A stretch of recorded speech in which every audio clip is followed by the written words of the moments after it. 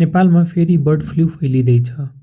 के कुखुराको मासु वा अण्डा खान सुरक्षित छैन?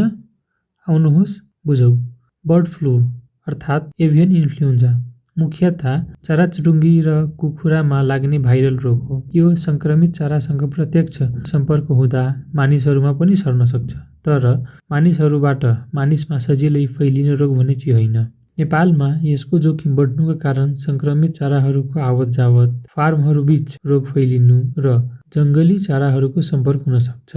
राम्रोसँग पकाएको कुखुराको मासु र अण्डा खानु सामान्यतः सुरक्षित हुन्छ, तर बिरामी वा मरेका चरालाई नछुनुहोस् र छोइहाले भने पनि साबुन पानीले राम्ररी हात धुनुहोस्। यदि चरासँग सम्पर्क भएपछि ज्वरो, खोकी वा सास फेर्न गाह्रो भयो भने तुरुन्त स्वास्थ्य संस्थामा जानुहोस्। बर्ड फ्लूबाट डर होइन, सही जानकारी र सावधानी नै सबैभन्दा ठूलो सुरक्षा हो।